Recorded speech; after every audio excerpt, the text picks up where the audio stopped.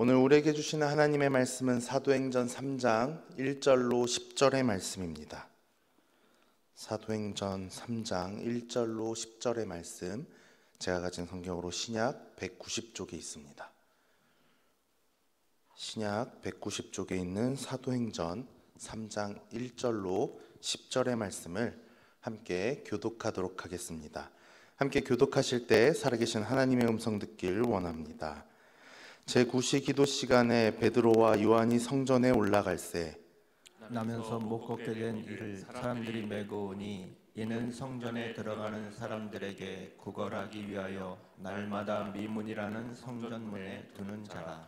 그가 베드로와 요한이 성전에 들어가려 함을 보고 구걸하거늘 베드로가 요한과 더불어 주목하여 이르되 우리를 보라 하니 그가 그들에게서 무엇을 얻을까 하여 바라보거늘 베드로가 이르되 은과 금은 내게 없거니와 내게 있는 이것을 내게 주노니 나사렛 예수 그리스도의 이름으로 일어나 걸으라 하고 오른손을 잡아 일으키니 발과 발목이 곧 힘을 얻고 뛰어서서 걸으며 그들과 함께 성전으로 들어가면서 걷기도 하고 뛰기도 하며 하나님을 찬송하니 모든 백성이 그 걷는 것과 하나님을 찬송함을 보고 그가 본래 성전 미문에 앉아 구걸하던 사람인 줄 알고 그에게 일어난 일로 인하여 심히 놀랍게 여기며 놀라더라. 아멘.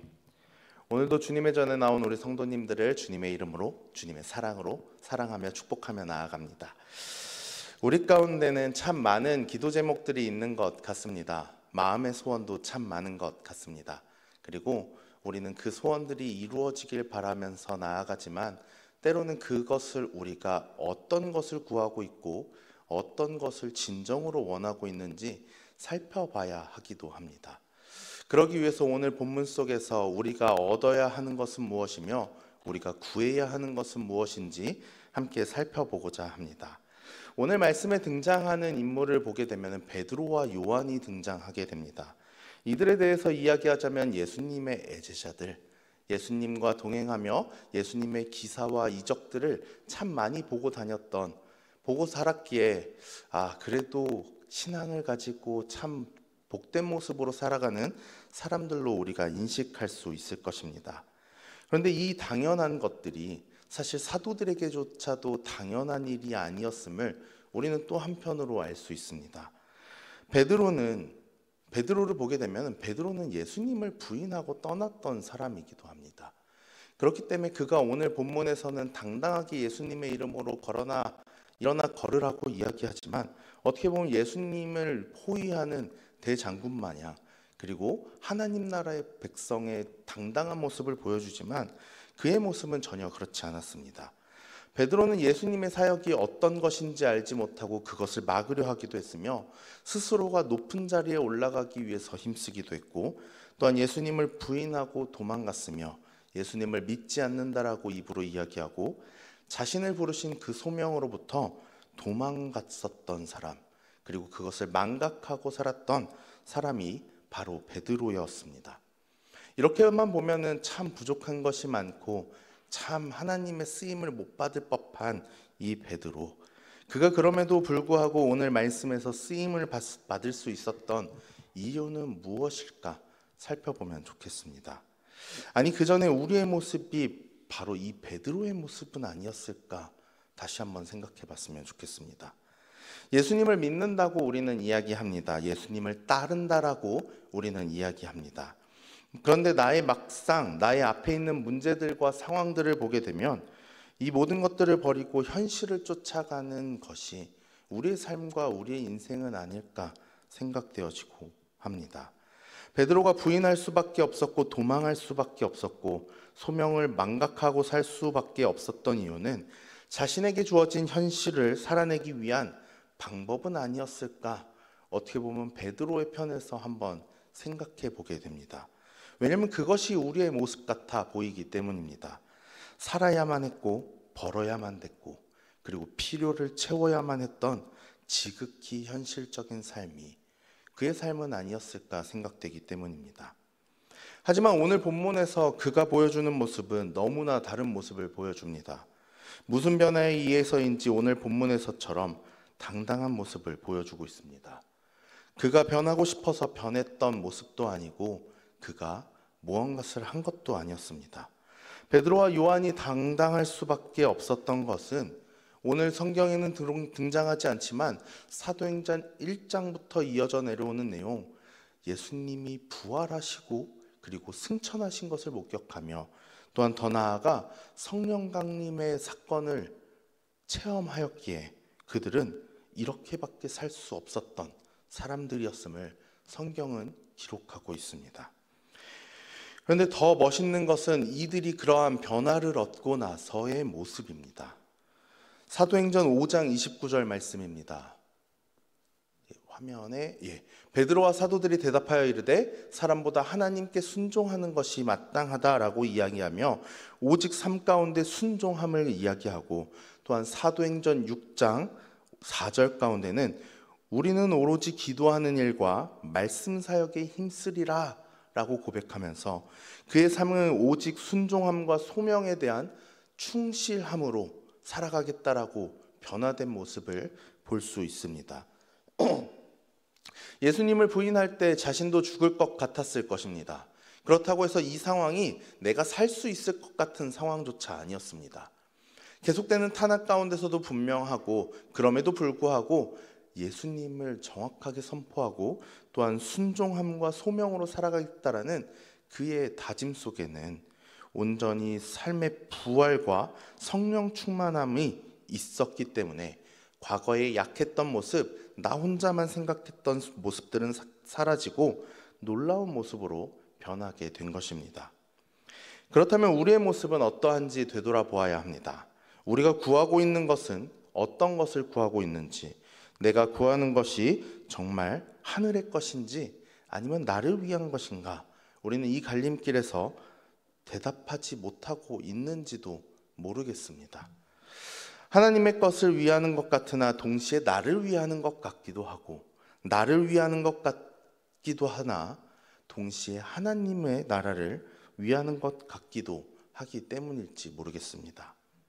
저 또한 이 설교를 준비하면서 그러한 걸림이 왜 없었겠습니까? 저 또한 분명 이 걸림이 있더라고요. 신방을 다니면서 기도하면서 저는 이렇게 기도합니다. 하나님께서 세우신 가정과 기업입니다. 하나님께서 이끌어 오셨고 이끌고 계시고 이끌어 가실 가정과 기업입니다. 그렇기 때문에 이 모든 것 가운데 망하게 하시는 분도 하나님이시고 흥하게 하시는 분도 하나님이시라면, 하나님께서 이 가정과 기업을 망하게 하면 망하는 것은 세상 사람들이 알고 있는 하나님의 가정과 기업이고, 흥하게 하시면 흥하게 하는 것조차도 하나님이 사랑하고 이끌어 가시는 세상 사람이 알고 있는 하나님의 가정과 기업입니다 라고 기도하면서 이야기합니다. 근데 사실 이것이 너무나 좋은 내용이지만 그럼에도 불구하고 어떻게 보면은 제가 스스로를 되돌아보니 하나님을 협박하는 협박범이었구나, 하나님을 무섭다라고 이야기하면서 그럼에도 불구하고 하나님께, 하나님 이 기업 망해서 이 가정 망해서 창피당하는 거 하나님이 당하시는 거잖아요. 그러니까 흥하게 해달라고 하는 협박범 같은 모습이었기에 스스로가 이 설교를 준비하면서 과연 하나님의 것을 구하는가, 내가 위하는 것을 원하는 것을 구하는가 더 고민하게 되었습니다. 자신의 것을 구하는 것이 아니라 하나님의 것을 구하기에 저는 사실 이 협박 같은 내용의 기도를 하나님께 가지고 나아가기는 합니다. 베드로 또한 그게 달라진 것은 없는 것 같은 상황이었습니다. 자신이 하던 것을 계속했던 사람입니다. 예수님과 동행하면서 확신은 없었고 그럼에도 자신의 것을 위해서 살았지만 그럼에도 불구하고 동일하게 하나님의 일을 하고 하나님의 나라를 선포했습니다. 제자로서 사람들에게 설교하고 제자로서 사람들에게 복음을 전했습니다. 바로 하나님 나라의 큰 일을 했던 사람입니다. 그런데 오늘 읽은 본문은 우리가 알고 있는 배경인 예수 그리스도의 부활과 성령 강림을 경험한 이후에 그의 삶이 참 무모하리만큼 이제는 죽음조차 두려워하지 않는 모습으로 변하게 됩니다. 앞뒤 가리지 않고 오직 순종함과 소명의 충실함만을 가지고 나아가겠다라는 자신의 삶 속에서 하나님의 일들을 감당하며 나아가는 모습을 보여줍니다. 그리고 그는 우리가 읽은 본문의 말씀처럼 앉은뱅이를 일으켜 세우기까지 합니다.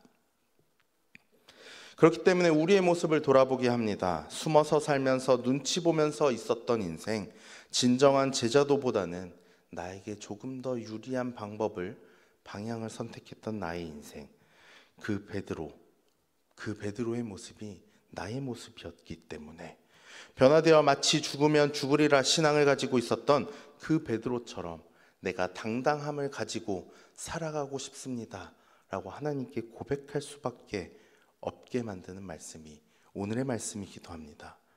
어떻게 이렇게 담대하게 선포할 수 있을까? 어떻게 해야 할까? 하나님이 나의 기도를 듣지 않으시는 것일까? 그렇게 생각하면서 말입니다. 우리는 머리로는 참 하나님을 많이 알고 잘 알고 있습니다. 많은 지식과 많은 배경 가운데서 우리는 우리의 삶 가운데 일하시는 하나님, 그리고 우리의 삶 가운데 기적처럼 임하시는 하나님을 너무나 잘 알고 있습니다. 하지만 이것이 단순히 머리로만 알아서 끝나는 것이 아니라 베드로의 모습처럼 진정으로 내가 알고 믿는 예수님을 체험하고 성령 충만함을 얻었는지 우리는 확인해 보아야 합니다. 우리의 삶이 예수님과 동행하고 예수님으로 인해 변화된 삶을 살고 있다면 오늘 본문에서 베드로와 앉은뱅이의 이야기를 통해서 우리의 삶 가운데 어떠한 적용들이 일어나야 되고 어떠한 삶이 사라져야 되는지 오늘 성경은 분명히 기록하고 있습니다. 오늘 등장하는 앉은뱅이, 참 많은 설교를 들었고 많은 내용을 이미 알고 있으실 겁니다. 구걸이 삶의 모든 것이었던 사람이었습니다. 2절 하반부는 이렇게까지 기록하고 있습니다. 성전에 들어가는 사람에게 구걸하기 위하여 날마다 미문이라는 성전문에 두는 자라. 그는 그의 삶 가운데 구걸하면서 빌어먹고 살 수밖에 없는 사람이었습니다. 이 사람을 구걸의 삶이 모든 것이었다는 것을 확정짓고 성경은 그렇게 넘어가고 있습니다. 그의 삶 가운데 참 많은 도움과 필요가 있었으며 자신의 소원조차 있었을 것입니다. 그의 삶의 필요와 소원이 근데 무엇이었을까요? 단순히 일어나는 것이었을까요? 그에게 있어서 건강한 삶이었을까요? 우리가 단순히 뒤의 내용을 알고 있기 때문에 그에게 필요한 것은 일어나야 하는 것이고 예수 그리스도의 이름밖에 없음을 우리는 알고 있지만 구걸하고 있었던 앉은뱅이 입장에서는 자신의 삶 가운데 오늘 한 끼 먹을 수 있는 동전 몇 입이 그의 필요와 그의 소원 아니었을까요? 동전 몇 입이 더 필요했기 때문에 그의 삶 가운데 그의 입장에서는 더 중요한 삶을 산다는 것은 그만큼 신경 쓸 일이 하나도 없어서 동전만 바라보았던 그 삶이었습니다. 먹고 사는 가장 기초적인 것이 해결되지 않았기 때문에 그것만이라도 신경 쓰는 삶을 살았습니다. 사실 뭐 좋은 이야기는 아니지만 우리는 한 번씩 삶 가운데 그러한 삶을 또한 살지 않았나 생각되기도 합니다. 저 또한 그래 본 적이 있습니다. 정말 돈이 없으니까요. 뭐 먹지? 어떻게 먹지라는 생각을 하던 대학생 시절을 보낸 적도 있습니다. 중국에서 생활을 하면서 중국에서 1,700원이라는 돈으로 하루를 살았습니다. 생수 2병을 사 먹는 돈과 고기만두 4개를 사 먹는 돈. 아침, 점심, 저녁을 그 생수 2병과 고기만두 4개로 일주일 동안을 버티면서 나에게 필요한 것이 다른 것보다 돈이 채워졌으면 좋겠다라는 삶을 살아보기도 했습니다. 사실 그 당시로 다시 되돌아가면 정말 너무 싫은 것 같습니다. 돈이 없어서 교회도 못 갔거든요. 왕복하는 차비가 3,400원이었는데 그 돈이 없어서 하나님께 나아가지 못하고 내가 필요한 돈만 구했던 시간이 저에게는 있었습니다. 장롱에 있는 옷들의 주머니를 뒤지면서 한 푼이라도 나오기를 바라고, 가장 중요한 것은 하나님을 예배하고 하나님을 만나라고 하는 것임에도 불구하고 나에게 그러한 여유가 없고 필요가 있다 보니 그것보다는 나에게 밥 사주는 사람을 보내주길 바라고 또한 나에게 돈이 있기를 구하는 모습이 저에게조차도 있었기 때문에 아마 우리는 동일하게 삶 가운데서 하나님이 먼저 되기보다는 나의 삶 가운데 필요와 공급이 먼저 기도 제목으로 나와 있지는 않은가 생각되어지기도 합니다. 그리고 그 마음이 아마 오늘 성경에 등장하고 있는 안전뱅이의 마음이 아니었을까 생각됩니다. 나의 삶 가운데 다른 것을 마음에 둘 여유조차 없이 당장 내 앞에 있는 문제가 해결되길 바라는 그 마음 말입니다. 그렇게 그는 베드로와 요한이 성전에 들어가려 하는 것을 보고 또한 구걸하게 됩니다. 그가 바라보는 것은 베드로나 요한이 아니었을 것이며 그가 바라보는 것은 베드로와 요한의 주머니였을 것이고 그의 손이었을 것입니다. 그런 그를 향해 베드로와 요한은 이렇게 말합니다. 우리를 보라. 비굴해 보여서 한 푼이라도 받고 싶어하는 그에게, 그리고 얼굴에는 관심이 없고 주머니와 손에만 관심이 있었을 그에게 우리를 보라라고 이야기합니다. 그리고 그 말에 안진뱅이는 반응합니다. 그리고 그가 가장 바라는 것은 다른 것도 아닌 동전 몇 입이었을 것입니다. 안진뱅이를 바라보는 베드로와 요한의 마음은 그렇다면 어떠했을까요? 자신들의 모든 것을 주어서라도 그에게 최선의 것, 최고의 것을 해주고 싶었는지도 모르겠습니다. 그것이 하나님의 말씀을 가지고 사랑을 전하고 은혜를 전하는 사람들의 우리의 마음이지 않을까 생각됩니다. 담임 목사님과 함께 돌아다니면서 이런 얘기들을 했었습니다. 장혁수 전도사, 세상에 있는 모든 소원들을 본인이 들어줄 수 있는 능력이 생긴다면 어떻게 할 것 같아? 라고 이야기했습니다. 바로 브루스 올마이티에 있는 영화의 내용인데 그 내용처럼 모든 소원을 들어줄 수 있다면 어떻게 하겠냐라는 이야기였습니다. 그래서 저는 사실 그 얘기를 듣고 목사님 저는 그냥 안 할래요. 복잡해서 살기 힘들 것 같아요. 사람들이 시시때때로 자신들의 원하는 것들을 가지고 나오면 정신없어서 못 살 것 같습니다 라고 이야기했습니다. 근데 담임 목사님께서 하시는 말씀이 저에게는 참 너무나 깊게 다가왔습니다.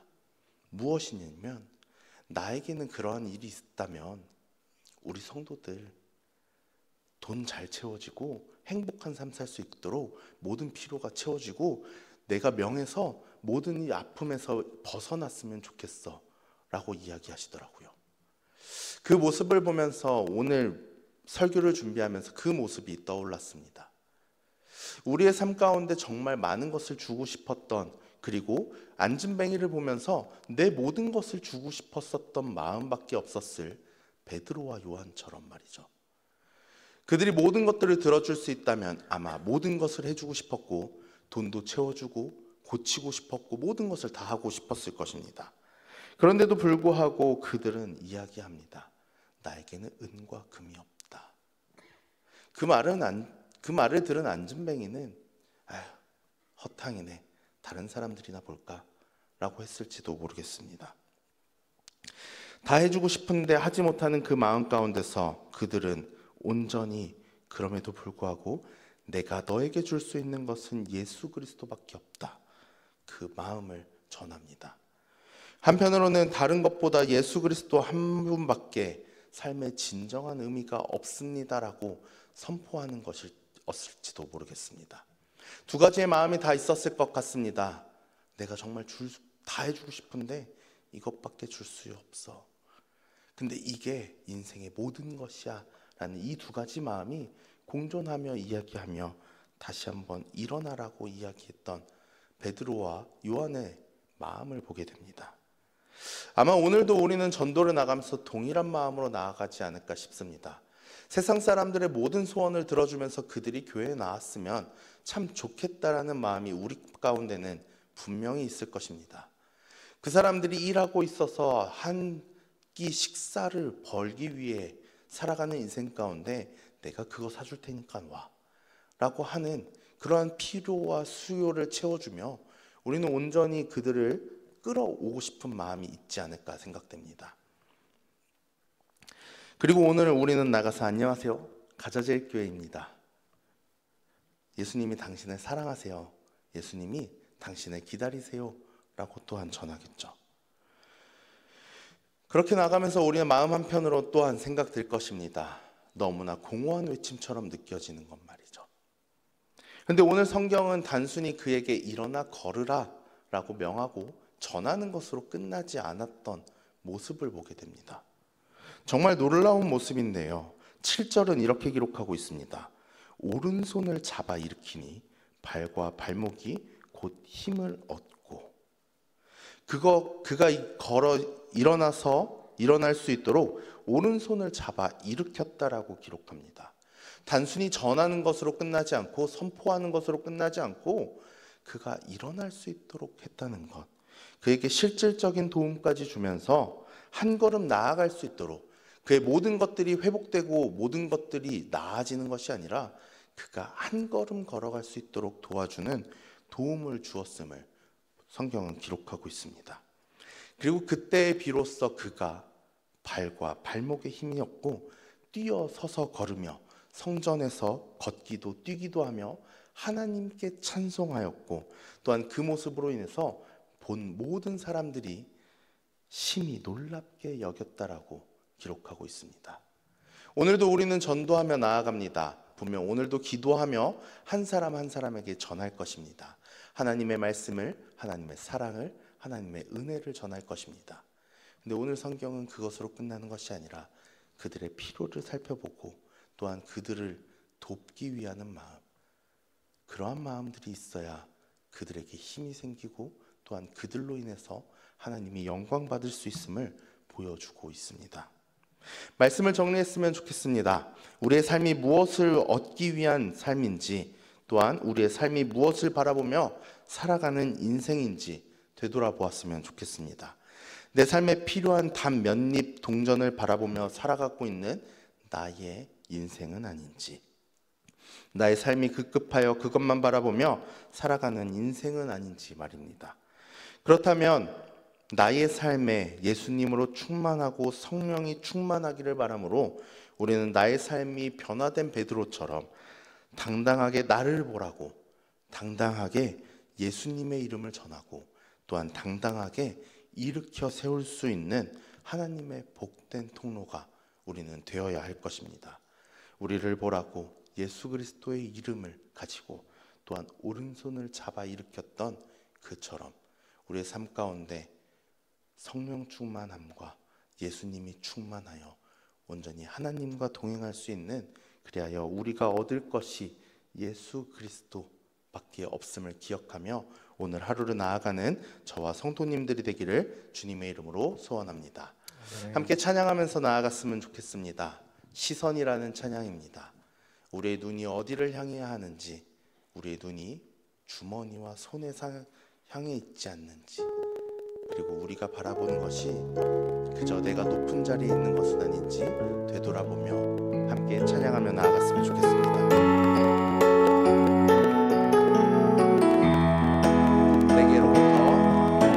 내게로부터 눈을 들어 주를 보기 시작할 때 주의 일을 보겠네. 내 작은 마음 돌이키사 하늘에 꿈꾸게 하네.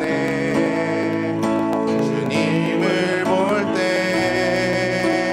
모든 시선을 주님께 드리고, 살아계신 하나님을 느낄 때 내 삶은 주의 역사가 되고, 하나님이 일하는 모든 시선을 주께 드리고, 모든 시선을 주님께 드리고, 살아계신 하나님을 느낄 때 내 삶은 주의 역사가 되고, 하나님이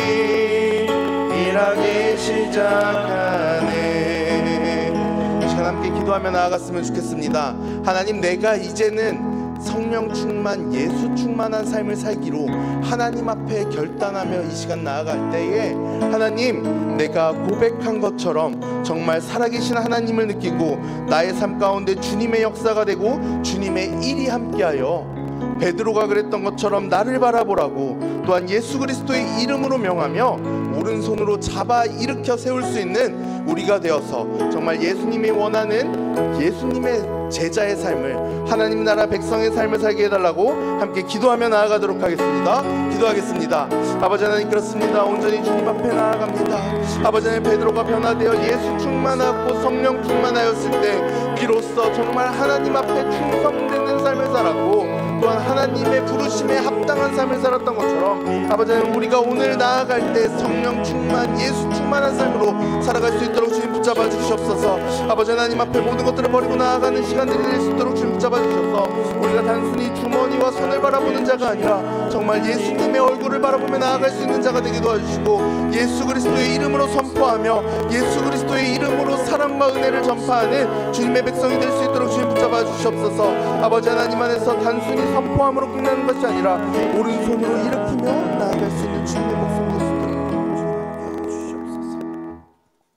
아버지 하나님, 감사합니다. 우리가 오늘도 주님 앞에 성령 충만, 예수 충만한 자임을 다시 한번 고백하게 하심에 감사합니다. 우리의 삶 가운데 주님이 원하시는 삶, 하나님의 크신 일에 함께할 수 있는 주님의 백성으로 우리를 부르셨으니 베드로가 당당히 나아갈 수 있었던 것처럼 우리의 삶이 당당한 삶이 되어서 온전히 주님 안에서 세상을 향해 바라보며 우리를 보라고, 그리고 예수 그리스도의 이름을 들으라고, 또한 그들을 향해 다시 한번 오른손을 잡아 일으킬 수 있는 믿음의 사람이 되어 하나님 앞에 이 열방이 되돌아올 때까지 주님만을 바라보며 무엇을 얻을까를 고민하는 것이 아니라 주님 이름 하나 가지고 살아갈 수 있는 주님의 백성 될 수 있도록 주님 붙잡아 주시옵소서. 아버지 하나님, 이 시간 주님 앞에 빈손으로 나오지 아니하고 주님 앞에 거룩히 구별하여 물질을 들고 나왔습니다. 이 예물을 통해 하나님의 나라와 하나님의 뜻이 이루어지고 또한 하나님이 바라보시는 곳에, 필요한 곳에 쓰일 수 있도록 주님 함께하여 주시옵소서. 주님 안에서 드릴 때에 그 드린 손길 가운데 더욱더 큰 것으로 갚아주셔서 주님의 일을 하는 데 있어서 부족함 없을 수 있도록 날마다 채워 주시옵소서. 감사드리며 이 모든 말씀 살아계신 예수 그리스도의 이름 받들어 기도합니다. 아멘.